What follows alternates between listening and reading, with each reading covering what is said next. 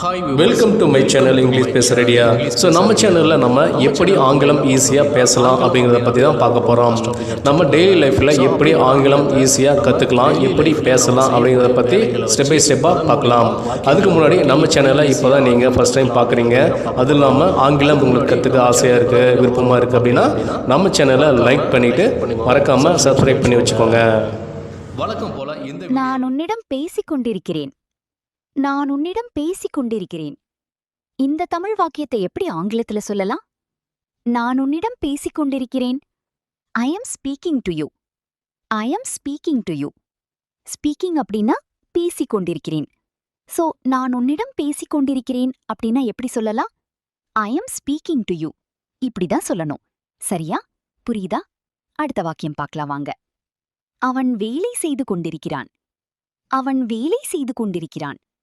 இந்த தமிழ் வாக்கியத்தை எப்படி ஆங்கிலத்துல சொல்லலாம்? அவன் வேலை செய்து கொண்டிருக்கிறான். He is working. He is working. Working அப்படின்னா வேலை செய்து கொண்டிருக்கிறான்.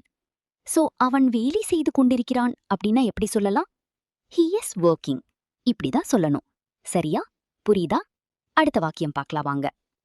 நான் உன்னை நினைத்துக் கொண்டிருக்கிறேன். நான் உன்னை நினைத்துக் கொண்டிருக்கிறேன். இந்த தமிழ் வாக்கியத்தை எப்படி ஆங்கிலத்துல சொல்லலாம்? நான் உன்னை நினைத்துக் கொண்டிருக்கிறேன். I am thinking about you. I am thinking about you. Thinking அப்படின்னா நினைத்துக் கொண்டிருக்கிறேன். சோ நான் உன்னை நினைத்துக் கொண்டிருக்கிறேன் அப்படின்னா எப்படி சொல்லலாம்? I am thinking about you. இப்படிதான் சொல்லணும். சரியா? புரியுதா? அடுத்த வாக்கியம் பார்க்கலாம் வாங்க. அவள் என்னை பார்த்து கொண்டிருக்கிறாள். அவள் என்னை பார்த்து கொண்டிருக்கிறாள். இந்த தமிழ் வாக்கியத்தை எப்படி ஆங்கிலத்துல சொல்லலாம்? அவள் என்னை பார்த்து கொண்டிருக்கிறாள். She is looking at me. She is looking at me. Looking அப்படின்னா பார்த்து கொண்டிருக்கிறாள். சோ அவள் என்னை பார்த்து கொண்டிருக்கிறாள் அப்படின்னா எப்படி சொல்லலாம்? She is looking at me. இப்படிதான் சொல்லணும். சரியா? புரியுதா? அடுத்த வாக்கியம் பார்க்கலாம் வாங்க. நான் இப்போ எழுதி கொண்டிருக்கிறேன். நான் இப்போ எழுதி கொண்டிருக்கிறேன். இந்த தமிழ் வாக்கியத்தை எப்படி ஆங்கிலத்துல சொல்லலாம்? நான் இப்போ எழுதி கொண்டிருக்கிறேன். I am writing now. I am writing now. Writing அப்படின்னா எழுதி கொண்டிருக்கிறேன். நவ் அப்படின்னா இப்போ. சோ நான் இப்போ எழுதி கொண்டிருக்கிறேன் அப்படின்னா எப்படி சொல்லலாம்? I am writing now. இப்படிதான் சொல்லணும். சரியா? புரியுதா? அடுத்த வாக்கியம் பார்க்கலாம் வாங்க. அவர்கள் சிரித்துக் கொண்டிருக்கிறார்கள். அவர்கள் சிரித்துக் கொண்டிருக்கிறார்கள். இந்த தமிழ் வாக்கியத்தை எப்படி ஆங்கிலத்துல சொல்லலாம்? அவர்கள் சிரித்துக் கொண்டு இருக்கிறார்கள். They are laughing. They are laughing. Laughing அப்படின்னா சிரித்துக் கொண்டு இருக்கிறார்கள். சோ அவர்கள் சிரித்துக் கொண்டு இருக்கிறார்கள் அப்படின்னா எப்படி சொல்லலாம்? They are laughing. இப்படிதான் சொல்லணும். சரியா? புரியுதா? அடுத்த வாக்கியம் பார்க்கலாம் வாங்க. நான் இப்போ ஓய்வெடுத்துக் கொண்டிருக்கிறேன். நான் இப்போ ஓய்வெடுத்துக் கொண்டிருக்கிறேன். இந்த தமிழ் வாக்கியத்தை எப்படி ஆங்கிலத்துல சொல்லலாம்? நான் இப்போ ஓய்வெடுத்துக் கொண்டிருக்கிறேன். I am taking rest now. I am taking rest now. Rest அப்படின்னா ஓய்வு. சோ நான் இப்போ ஓய்வெடுத்துக் கொண்டிருக்கிறேன் அப்படின்னா எப்படி சொல்லலாம்? I am taking rest now. இப்படிதான் சொல்லணும். சரியா? புரியுதா? அடுத்த வாக்கியம் பார்க்கலாம் வாங்க. அவன் நான் சொல்வதை கேட்டுக்கொண்டிருக்கிறான். அவன் நான் சொல்வதை கேட்டுக்கொண்டிருக்கிறான். இந்த தமிழ் வாக்கியத்தை எப்படி ஆங்கிலத்துல சொல்லலாம்? அவன் நான் சொல்வதை கேட்டுக்கொண்டிருக்கிறான். He is listening to me. He is listening to me. Listening அப்படின்னா கேட்டுக்கொண்டு இருக்கிறான். சோ அவன் நான் சொல்வதை கேட்டுக்கொண்டிருக்கிறேன் அப்படின்னா எப்படி சொல்லலாம்? He is listening to me. இப்படிதான் சொல்லணும். சரியா? புரியுதா? அடுத்த வாக்கியம் பார்க்கலாம் வாங்க.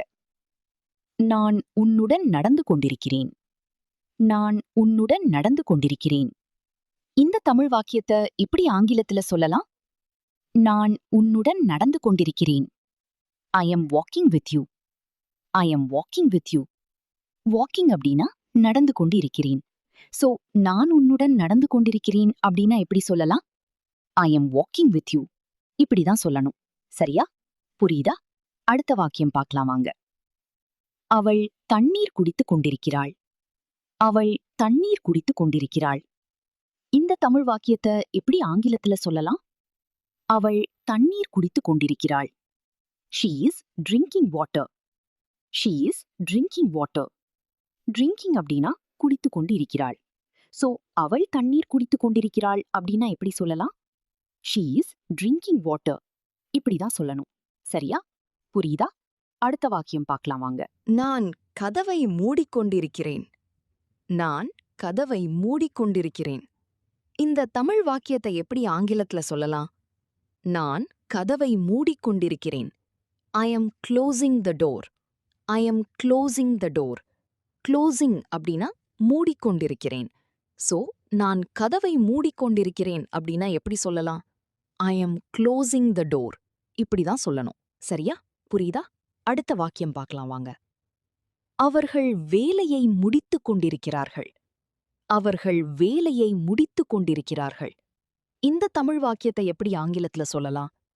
அவர்கள் வேலையை முடித்துக் கொண்டிருக்கிறார்கள். They are finishing work. They are finishing work. Finishing அப்படின்னா முடித்துக் கொண்டிருக்கிறார்கள். சோ அவர்கள் வேலையை முடித்துக் கொண்டிருக்கிறார்கள் அப்படின்னா எப்படி சொல்லலாம்? They are finishing work. இப்படிதான் சொல்லணும். சரியா? புரியுதா? அடுத்த வாக்கியம் பார்க்கலாம் வாங்க.